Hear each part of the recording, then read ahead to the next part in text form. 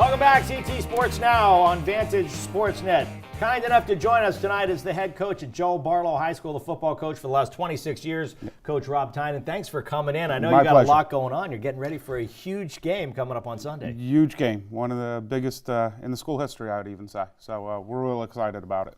So let's talk about it, because you're in Class M, one of the classes that's open, right? It's wide open, but a lot of people really like Sheehan coming into the playoffs, Sheehan playing a tough SEC schedule.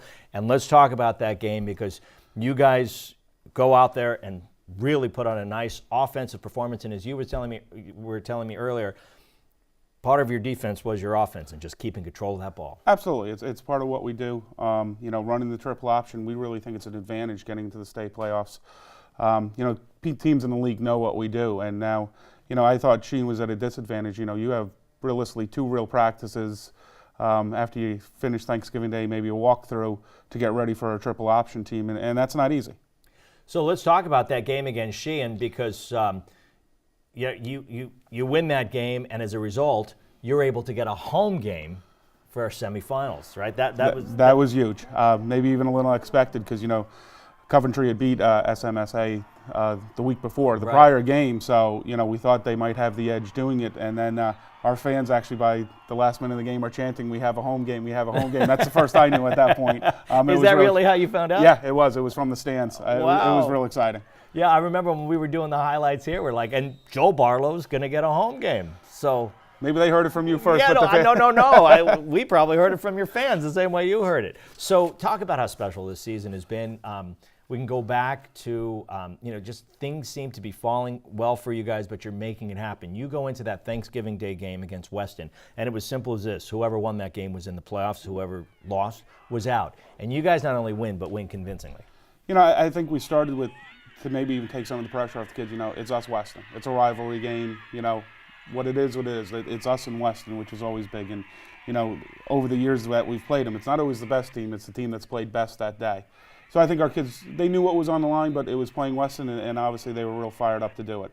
We knew Weston was a little banged up, especially at the quarterback position, which we think helped us. They didn't even start him for the first series of the game, and then brought him in, and then the offense just rolled. And as you'll see over the last 2 games, our fullback, Cal Peterson, had 227 yards on the ground, and a 95-yard run right here, which is, really tipped the scales right there for us and got us rolling. But we all got to give some credit to our defense, too. We only gave up 59 total yards the entire day. That's incredible. And one of their touchdowns was a block punt that we gave them the ball inside the 5 almost. So the defense played real well, too.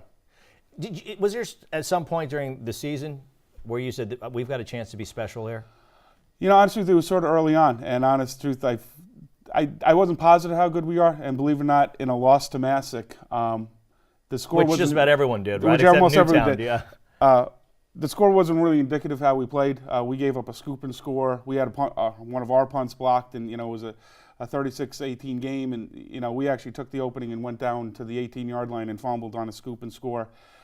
And then actually, I'll give him credit. Joey Lato at the end of the game came over and shook my hand. He's like, "You're going to be in the state playoffs, partner." Is that right? Yeah, he did. And I guess we sort of had an inclination that we knew we were a good football team, but that's when I guess it started to sink in a little bit. And did the kids realize that? I mean, you were seeing it, and how do you keep the kids humble through the winning? We tried to keep them humble, and we went through a little lull in the middle of the season with East Lyme and Stratford, and we didn't play very well in either game. I got to give them credit, but we went down to Stratford and had a 16-point halftime lead and ended up losing the football game with a lot of our own mistakes. Stratford did a great job, but the opening half we turned over the football, and after that, I think the kids, we sort of told them, it's now or never. If you want to make your dreams come true, we got to play much better football, and they've done it now. Well, now let's talk about your opponent coming up, because you've got 3 schools in one, right? You've got SMSA Classic and University coming up. Talk about what you know about them. They're peaking at the right time as well as you guys. They're peaking. They have some tremendous athletes on the field. Just watching them on tape, I think I talked about one of the advantages. They have an advantage. I think they've seen a couple option teams. Coventry, who they played the last 2 games, runs a version of the option. Granby, I know, runs a version of the option. But I think when you just watch them on tape, it's their athleticism that really jumps off the screen at you. Well, you guys are a very disciplined team. You have to be to run the triple option, because you don't, you got to be smart and you got to know when to move the ball. So that could work to your advantage, right? Because it's not all about absolutely. athleticism, right? We put this offense in. I mean, I've always been an option guy. I mean, when I started many moons ago, we were a split back veer team. For us guys that are old enough to remember the split back veer. And we sort of looked at our kid, and we looked at Navy and what they were doing with the option. And, we're not overly athletic. We have some very bright kids, and we really thought we sort of molded ourselves a little bit after the Navy program and Army, doing that. And we really just took hold of it, and the kids have made it their own. They sort of think it's our identity. The colors are consistent as well. They are You've consistent. got the Army colors.